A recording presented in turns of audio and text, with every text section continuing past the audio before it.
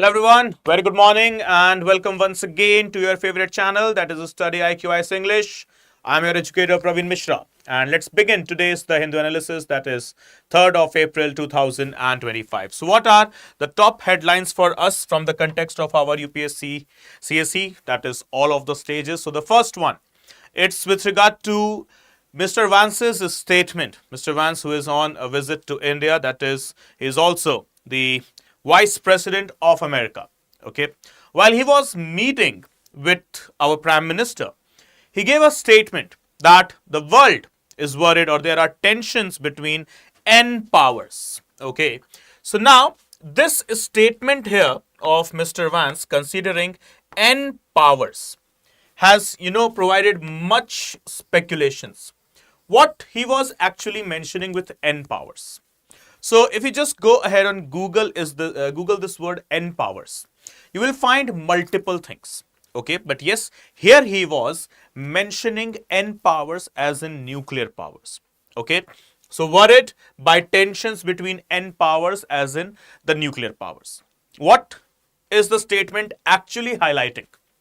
Okay, the whole scenario, what is the statement actually highlighting is the recent stand by Iran, which has literally stated that there will be no talks happening with America, as we were, reading in our newspapers since the previous weeks, that very soon there shall be, within the first week or second week of May, that is in the month of May, there shall be a meeting, okay, with regard to the Joint Comprehensive Plan of Action, simply speaking, Iran nuclear deal, where America, along with the officials of International Atomic Energy Agency and the other permanent Security Council members, that is Russia, China, France, England, including Germany, that is P5+1, will be present. But yesterday only, Iran has, made a statement, a very bold statement that has troubled the American administration a lot, right? And what is that statement is that it is clear from the Iranian government that they are about to have no talks, no meetings with America from the context of the Iran nuclear deal. Right. So guys, when we talk about the history of Iran nuclear deal that we have often discussed as well couple of times in the previous sessions. Okay. So Iran nuclear deal, once again guys, it is popularly known as Joint Comprehensive Plan of Action. Okay. JCPOA in short. Okay. So in short, JCPOA or Iran nuclear deal. Okay. So what is this all about? Signed in the year 2015 between Iran and P5 plus Germany. Iran plus P5 plus Germany. Okay. So P5 as in yes, USA, UK, France, Russia, and China. These are the P5 members plus Germany. Okay, so Iran signed a deal in which year? It was year 2015 only, right? When the deal was signed. Then it happened in the year 2018. Okay, it was 2018 when USA stepped out. Okay. Then 2021, okay, USA stepped in. And now, presently, okay, when we talk about the present date, that is here 3rd May 2025. Iran has stated we are having no intent. Okay, so literally Iran has stated no, okay, to the meeting that will be deciding the Iran nuclear deal and so on, right? Absolutely denial. It's absolute denial by the state of Iran, right? And for which J.D. Vance has stated that tension is from the context or from the purview of the nuclear powers, the N powers, right? Okay. So obviously India and Pakistan, that is us and that so-called Pakistan country, right? We have got attention after the Pahalgam attack. Yes, no doubt. Okay, but here is the problem. What America has stated. Both of our countries, both of us, that is India and Pakistan, we are nuclear powered states. And any conflagration, it could lead into nuclear war. As from the perspective of the defense ministry, right, a threat it is there to the whole globe. Indian Defense Ministry, a week back, after a couple of days of the cowardly attack in Pahalgam by the terrorists, Indian Defense Ministry has stated that they are planning to do away the no first use policy. Remember guys, this is the statement that came from the Indian Defense Ministry by the Defense Minister itself, that is Rajnath Singh, that we are planning, not yet, but we are planning to scrap or do away the no first use policy. Okay, nuclear no first use policy. What is that? India will never instigate or initiate the nuclear use of weapons. Okay, nuclear weapons use simply. But after Pahalgam attack, on 22nd April, we had the Pahalgam attack. It was 24th April or 25th April something, when the Defense Ministry gave this statement that we are planning, okay, whether it will be scrapped or not, it will be a matter of time. But no first use policy could be scrapped as per the Defense Ministry's statement. And remember one thing, any country, there is no any international law that guides the first use and no first use policy. There is just some international laws, like for example NPT, that is Nuclear Non-Proliferation Treaty, or it is the CTBT, that is Comprehensive Test Ban Treaty. We also term it as NTBT, that is Nuclear Test Ban Treaty. So these are the treaties, okay, which prohibits the enhancement or the addition of the nuclear weapons into the arsenal of the countries. These are just the treaties that prohibits the more and more incursion or induction of the nuclear weapons. None of the treaty is there, literally none of the treaty is there at the global stages or the international stages, which bans the usage of this nuclear weapons or something that is related to the phrase no first use. Okay, we have weapons of we have convention on the weapons of mass destruction. We have got the Wassenaar agreement. We have got the Australia group as well, that talks about the non-proliferation. But none of the treaty is there at the UN stage or at the regional grouping stage. Nowhere that says, okay, banning of the nuclear weapons or the usage of the nuclear weapons. Proliferation has been there, but banning of the use has nowhere been done. Right. So here, when the Defense Ministry stated that they will be, scrapping or doing away with the no first use policy, that means we are not bounded or guided by any international law. There is no external pressure on us whether to use this policy or whether to scrap this policy as well. Right. And this is the tension that has been sparked a lot as well, because when we have got a legally international binding treaty, when we can pause that, then what about those things which are not even having an international force of law? That is, for example, what are we referring here? We are referring to the IWT, that is the Indus Water Treaty. Indus Water Treaty is here for the sake of what? Indus Water Treaty is there for the usage of waters of Indus, Chenab and Jhelum, as well as Satluj, Ravi and Byas. So this is what signed in the 1960, right? We have already discussed it. So this is an internationally binding treaty on us. Okay, as per the provisions or the protocols of the World Bank.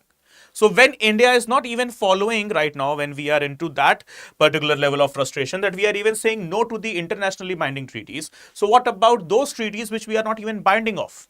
And remember, no first use policy is not legally binding, absolutely not. Right? And here J.D. Vance has stated, okay, once again, worried by tensions between N powers, that is what? Simply the nuclear powers, right? Okay. So here we go. What about the N powers here? Okay, so the two things that has been referred by J.D. Vance's statements, okay, with his in his meeting with the Prime Minister of India, that is TRF. TRF as in the Resistance Front. Where it is working in Pakistan. And apart from that, he mentioned the BTA, that is the bilateral trade agreement. As yesterday only we discussed that India and America, we are about to have a deal of nearly $131 million, nearly crossing 1,000 crore rupees, for the technology related to surveillance. So surveillance technology is about to be purchased by India from America with a cost of nearly 1,000 something crores, that is simply $131 million.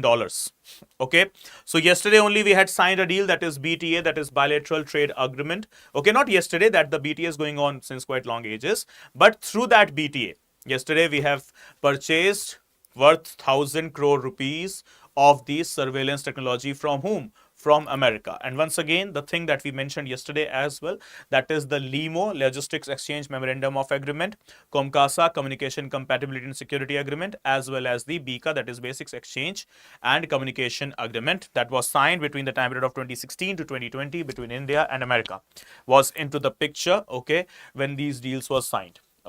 And here comes the next provision, that is the N powers. So when the thing that I mentioned in the beginning about N powers, so what are these N powers? So nuclear powers, they are there, but apart from the nuclear powers, the phrase, the term, the acronym of N powers is used for some other multi things as well. Like for example, N power generally refers to two different entities, a Nigerian government program and a US based non-profit organization. These are the N powers as well. Like what we can have here in Nigeria, N power is a social investment program aimed at addressing youth unemployment and fostering social development. So this is what N power of Nigeria is, that is the Nigerian power. Focusing where? Focusing on the unemployment of the youth, fostering social development, that is growth program of the Nigerian country, that is the N power. And N power, it is also a non-profitable, that is a NGO, non-governmental organization in America. So in US, N power is a non-profit organization that provides free technology training to veteran and young adults from undeserved communities. Underserved, not undeserved, sorry, underserved communities, that is the suppressed communities of US. So there is a program known as N program that provides what? Provides the technical education or technological education, simply the digital education and so on. To whom? To the youngs as well as the veterans, those who are from the underserved communities of the America. So one is the government program of Nigeria, that is N power. Another is the N power, that is an NGO type of thing inside the country of United States of America. So here we go to the next one. Union government advises Punjab to release 4,500 cusecs of water from Bhakra Dam to Haryana.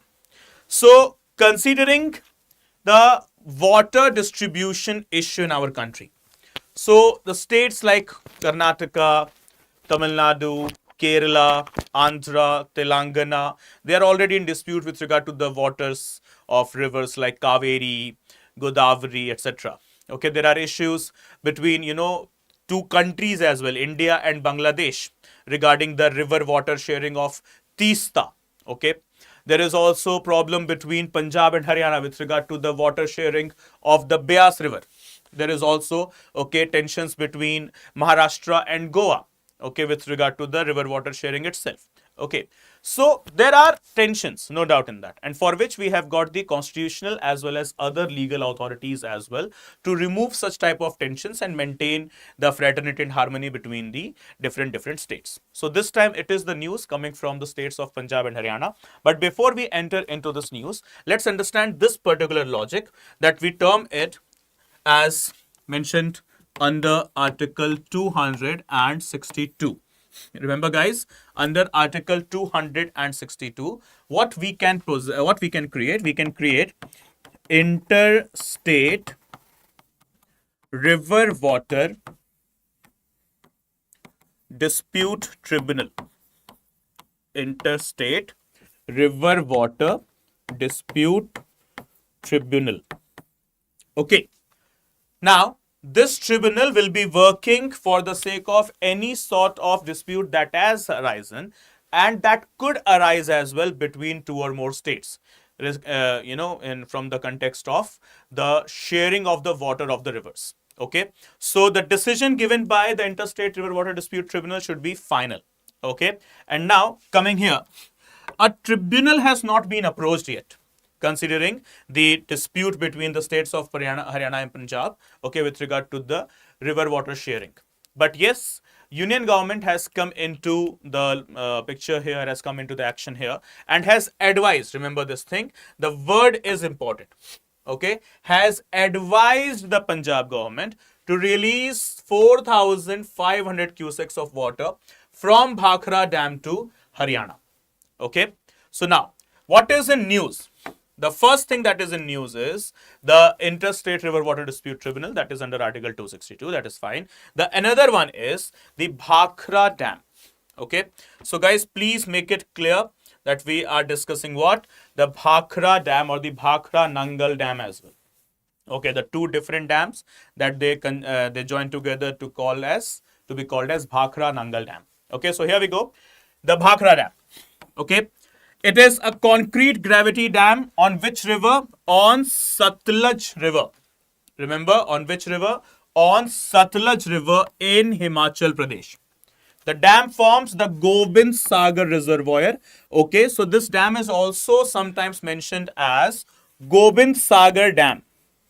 Okay, sometimes this dam is also mentioned as Gobind Sagar Dam. Okay, now it is the third largest reservoir in India. Okay, the Gobind Sagar Reservoir. The first one being obviously the Sagar Dam in Madhya Pradesh, and the second one the Nagarjuna Sagar Dam. Okay, so the first one is what? The Sagar Dam, the largest reservoir, and second one is the Nagarjuna Sagar Dam. Okay, and it is often referred as the new temple of resurgent India. What? It is the Gobind Sagar Reservoir or the Bhakra Dam. Okay, what it is termed as? New temple of resurgent India. Who gave this name? Who gave this phrase? It was the first ever Prime Minister, that is, yes, Jawaharlal Nehru. Okay, now Nangal Dam. So you remember, everyone, often we recite Bhakra Nangal Dam. So many of us would be having this misconception that Bhakra Nangal Dam is one dam. No, no, no. Bhakra Dam is different and Nangal Dam is different. Okay, so here we have Nangal Dam. It is another dam, remember, and it is where? It is in Punjab. Okay, Bhakra Dam is in Himachal. Okay, in Punjab, downstreams of the Bhakra Dam. However, sometimes both the dams together are called as the Bhakra Nangal Dam, though they are two separate dams. Okay, remember, Bhakra Nangal Dam, we often narrate like this only, Bhakra Nangal Dam. But remember, Bhakra Dam is in Himachal. Okay, and in the lower streams of the Bhakra Dam, we have got another dam that is known as Nangal Dam. And this Bhakra Nangal Dam, together it is two different dams. Okay, not one dam basically. Okay, so Bhakra Dam where? On Satluj River. Nangal Dam basically the downstream of the Satluj River connecting the Beas River as well. Okay, so this is what the points that you need to remember.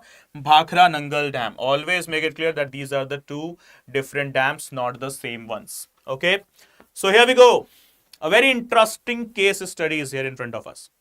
Licensed stamp vendors are public servants as well under the Prohibition of Corruption Act of 1988. What is the story? Okay, the story is with regard to a stamp vendor.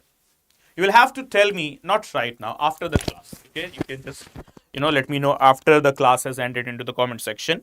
Okay, not now. What's your opinion on this point? Okay, after the class. A person was taken into custody or trial was going against him as well, against the prevention, okay, through the Prevention of Corruption Act of 1988. That person, he was a stamp vendor who used to sell the government stamps. Okay. How much corruption he did?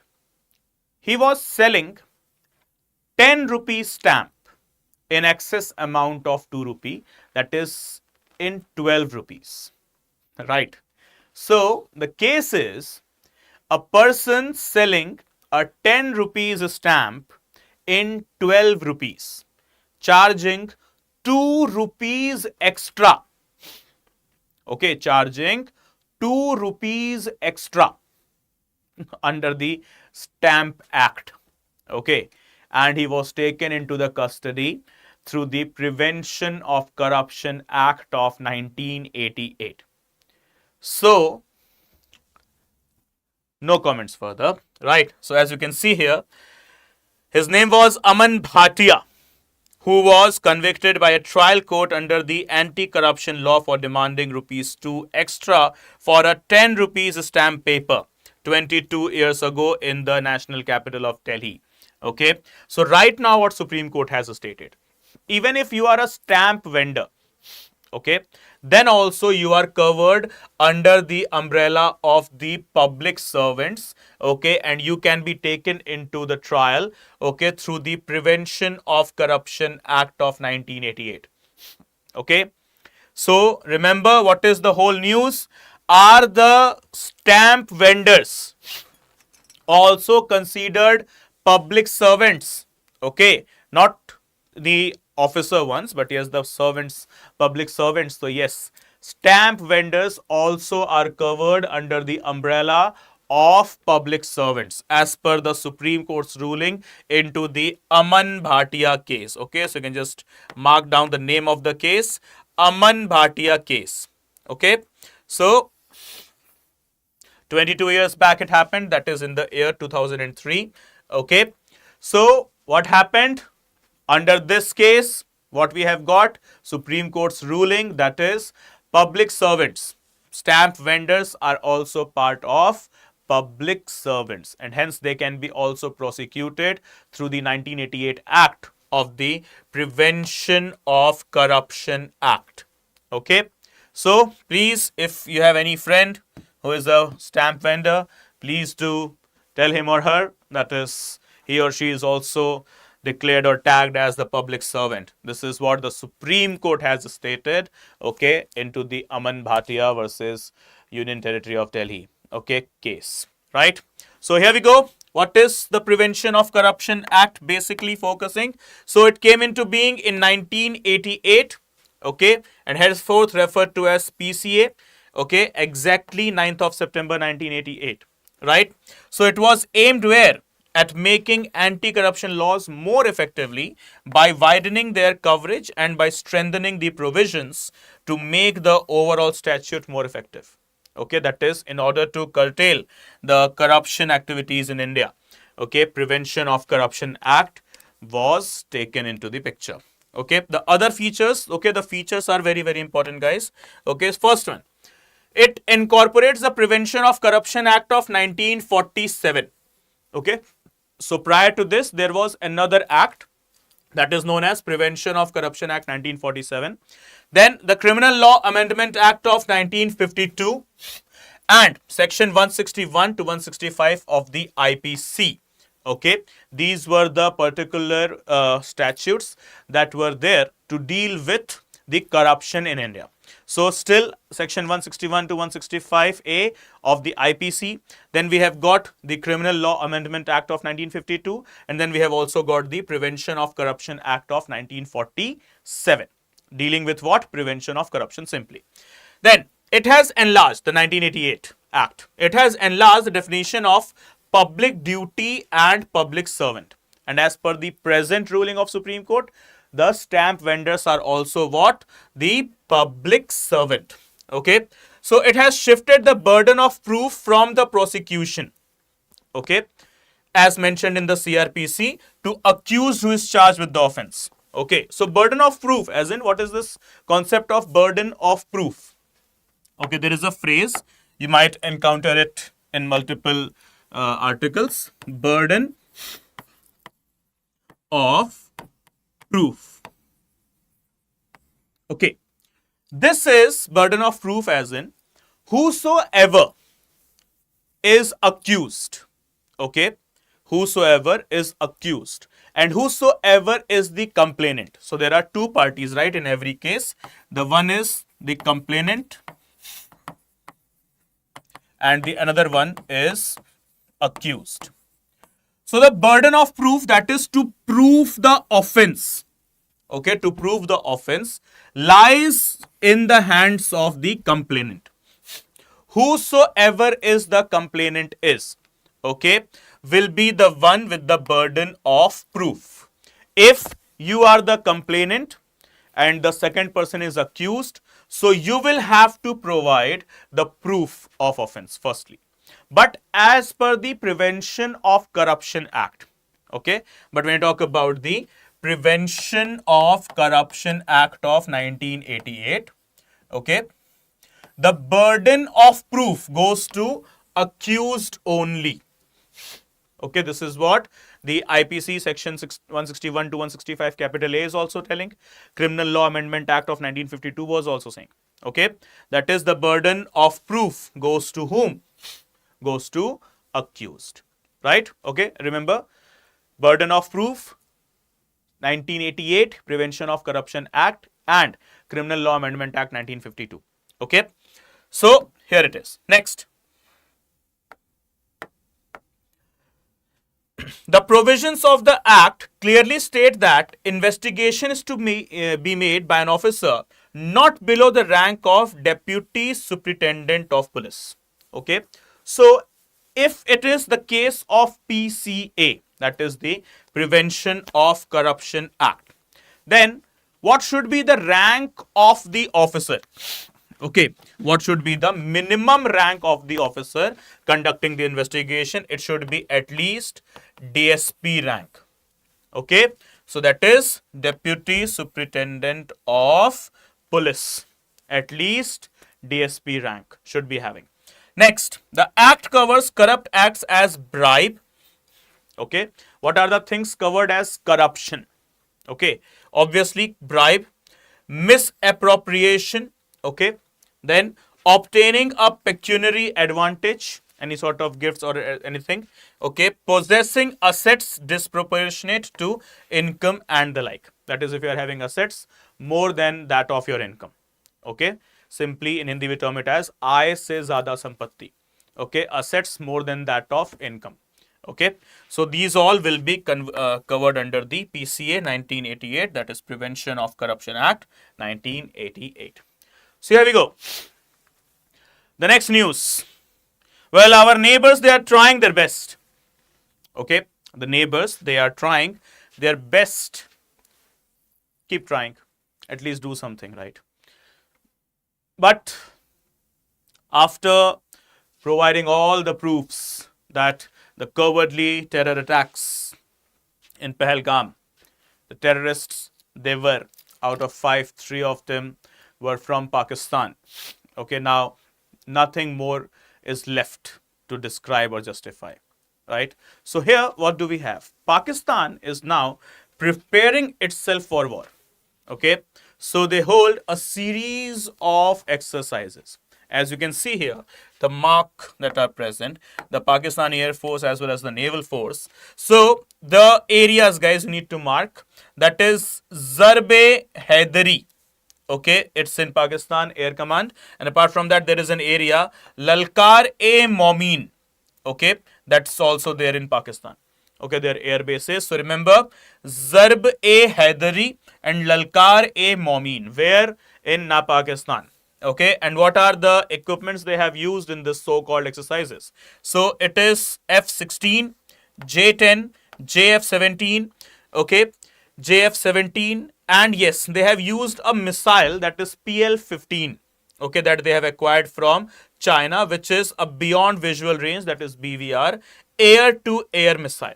So what are the facts? Okay, yes, JF-10, 17, blah, blah, not that important for us to discuss, but its missile system, that is PL-15, Okay, from where this PL-15 has been acquired or procured by Pakistan?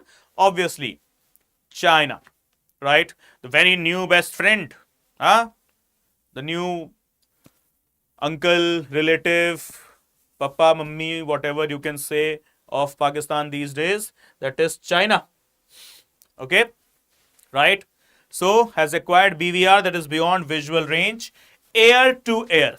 Air, they see there are types of missiles, right?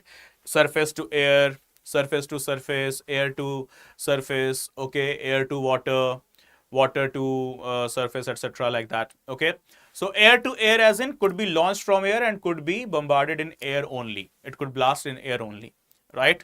So air to air missile, they have successfully, right? They have stated that we have conducted our exercise, okay, where in the two locations, okay, Zarbe Haidari and Lalkare Momin, both in Pakistan, north and south command bases, okay, air command bases. And yes, the most important equipment that we need to discuss, PL-15. Okay, what is that? Beyond visual range air to air missile. From where they have acquired? From China. That's it, nothing more to be discussed in this news. Okay, that will be enough.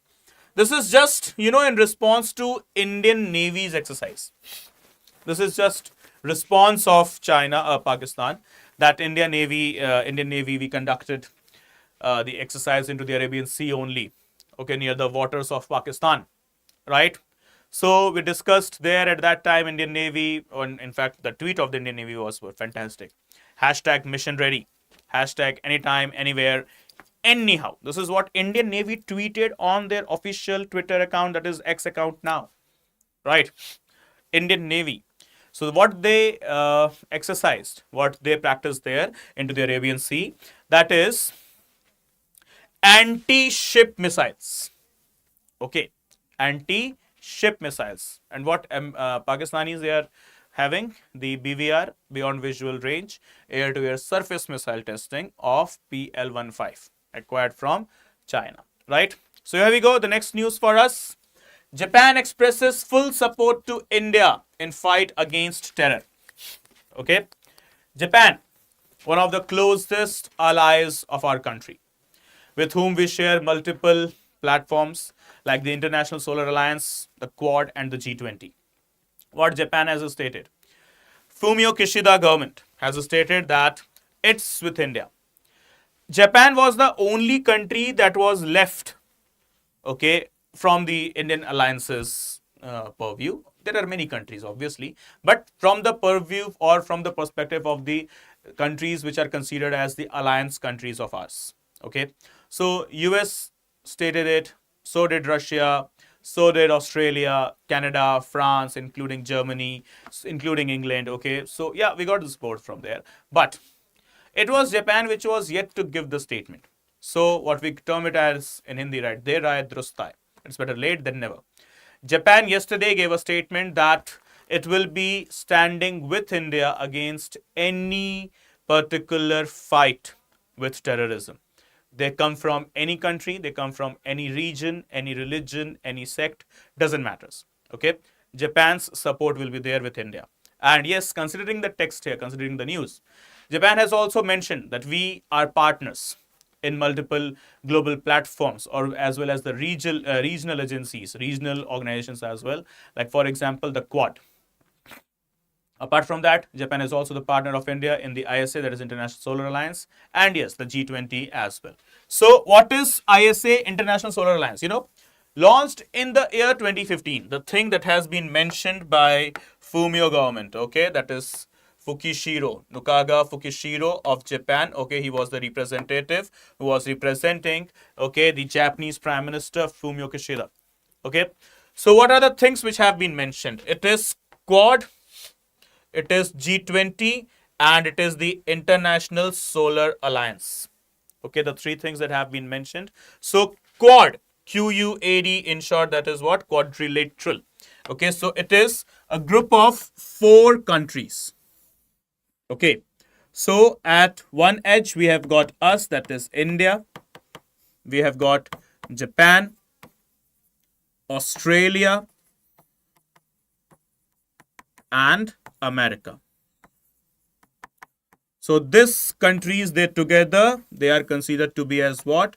The Quad grouping. Quad was actually, for the very first time, this term Quad and the grouping of these countries, it was a very surprising fact, a very lesser known fact as well. Former Japanese Prime Minister Shinzo Abe, okay, who's not even in life, he was killed in the year 2022 at point blank range while he was addressing the public, right? So in a public speech, he was shot dead. Thankfully, at that time, he was not the Japanese Prime Minister, or else it would have created a very huge level of discrepancies, okay, and disturbances inside the state of Japan, right? So thankfully, he was not the Prime Minister at that time when he was killed, okay, when he was assassinated. So it was Shinzo Abe. Around, it was time period of 2010 something, 2008, 9 or 10 something, okay, when he coined this term as the quadrilateral group that should be having India, Japan, Australia, America. But this group came into existence only in the year 2015. Okay. By Shinzo Abe only. Yeah, no doubt in that. But yes, okay, it was the brainchild of the former late Prime Minister of Japan, Shinzo Abe. Okay, so this is what the logic is. And then International Solar Alliance. Okay, we talk about this one. That is ISA. Launched once again in the year 2015. You know who are the founding members here? It is us, India, along with France, joined by many countries, and yes, okay, one such country with us in the ISA is the country of Japan, where we are promoting the solar energy, the non-conventional source of energy, that is the solar energy, and for which we have already created multiple solar parks, largest one being into the regions of Prayagraj. And apart from that, we have also provided support to Singapore in the year 2021, when Singapore created largest floating solar park. Remember, the largest floating solar park of this world is where? It is inside the country of Singapore. 2021, Singapore did that. Okay, so we were the partner agencies as well, partner countries as well with Singapore. Okay, with just one focus.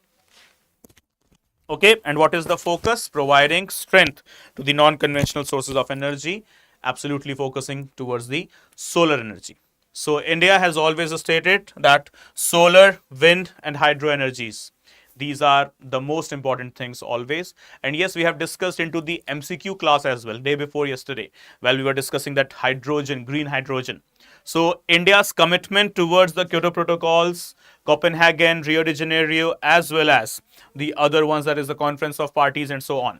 We are about to reduce or neutralize the carbon emissions by the year 2060 as per the commitments. So for that sake, we are going ahead with the green hydrogen element. Okay, carbon taxes have been imposed as well, and now what we are about to have, that is 2047 Viksit Bharat program, in which we have already stated that Bharat stage reactors will be used, that will be providing us the 220 megawatt of the power. And apart from that, we have also committed and we are also dedicated towards these tasks, that is providing the sources of energy that are most pure and divine in nature. And one such will be the solar energy. Okay, right? So for these commitments, we have done ISA, okay, then apart from that, the green hydrogen, and as well as the Bharat stage reactors, Bharat small reactors as well.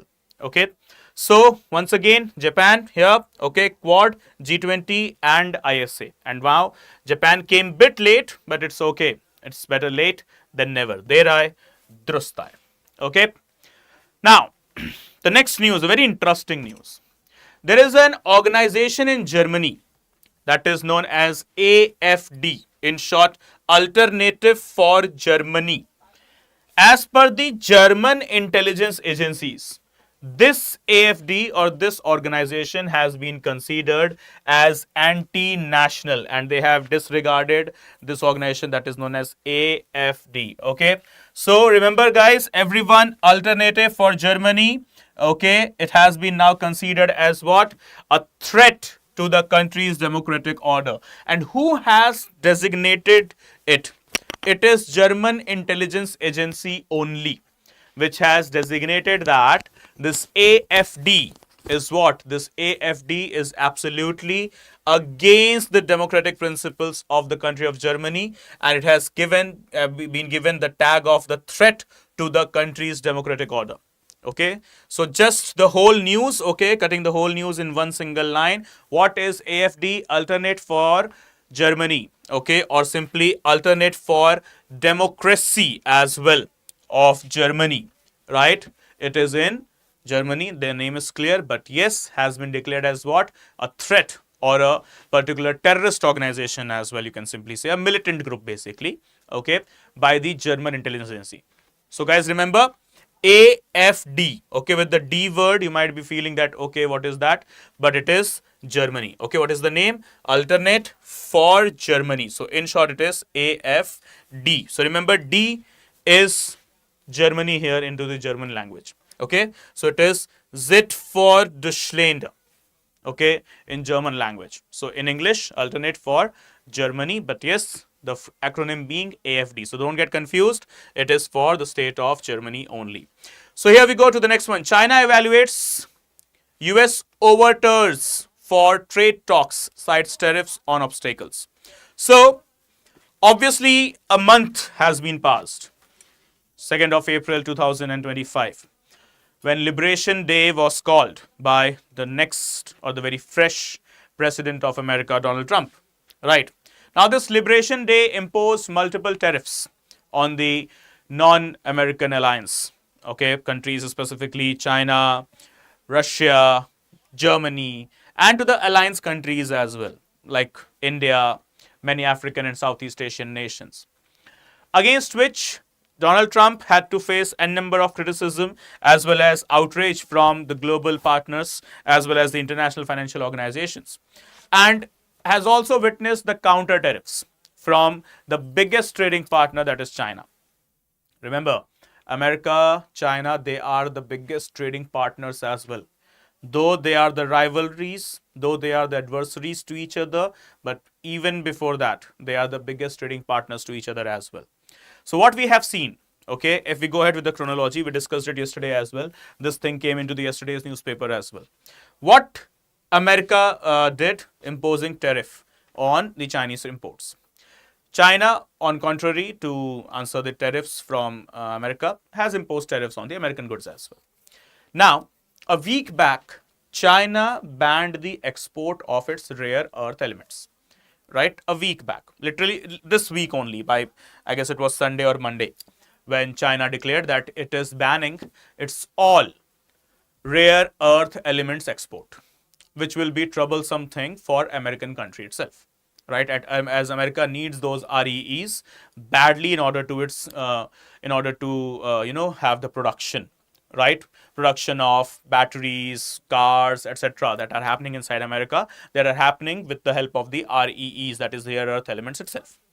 In order to counter that, in order to have the proper flow or the proper supply of the REEs, America reached Ukraine, okay, and signed a deal. Yesterday only we discussed, that is the reinvestment fund. America Ukraine reinvestment fund.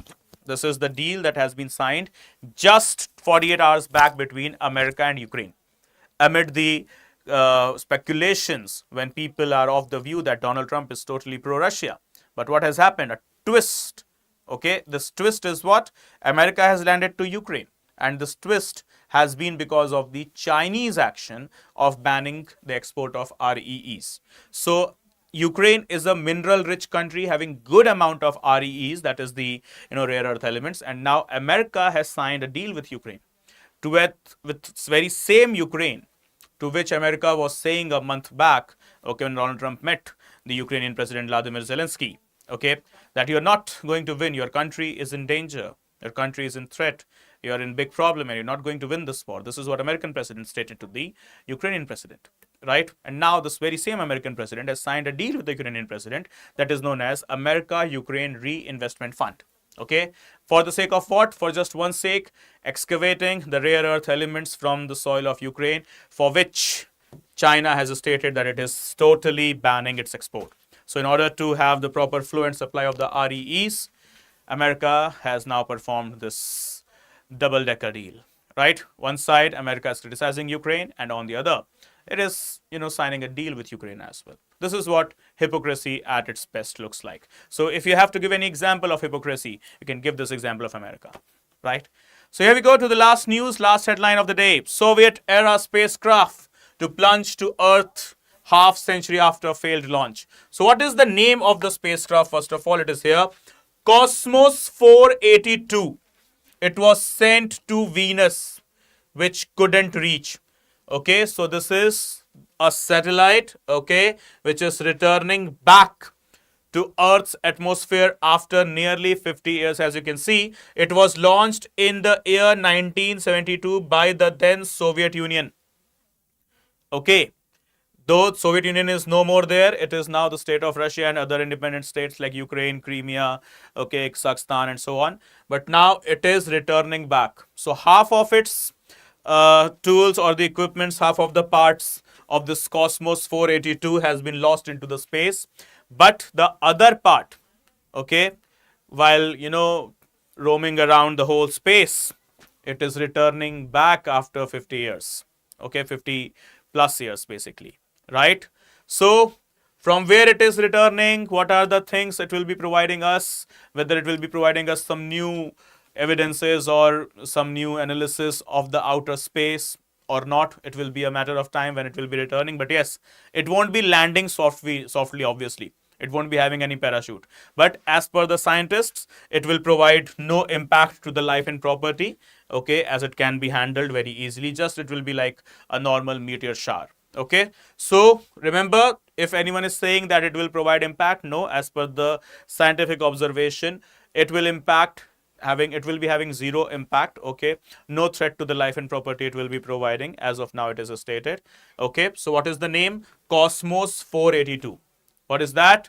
The Russian spacecraft or the Russian satellite launched in the year 1972 for the sake of research of the planet Venus. Okay, returning back to Earth after 58 years basically. Okay, name Cosmos 482.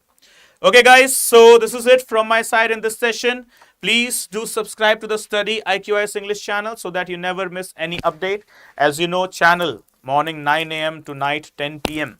It is providing you all of the quantity and quality of the content that you need. Okay, so in order to have all the updates from the channel, you need to hit the subscribe button to the Study IQ IS English. And apart from that, whatever your doubts are, okay, and you wish to connect with me and you want me to address your doubts, okay, so we have got two platforms we can connect. Okay, on Instagram you can search me with the username Praveen Mishra _2107, and on Telegram you can search me with the channel name study_with_Praveen. So you are free to connect and let me know whatever your doubts are. Okay, so please ping me up, okay, and I shall surely take into the consideration your doubts as soon as possible. Okay everyone, but yes, firstly, please do subscribe to the channel. Okay guys, thank you so much and see you soon sharply at 2 p.m. sharp live we will be, where we will be discussing about the Vizinjam port. Okay, the port that was into much of the controversies when the construction started, but this port is right now India's biggest support system, okay, when it comes to the international trade, the export and import of the goods, okay, from the ports of India. So Vizinjam in the state of Kerala, that we shall be discussing sharp at 2 p.m. Okay guys, so thank you so much for watching. See you soon at 2 p.m. Good day, take care. Jai Hind, Jai Bharat.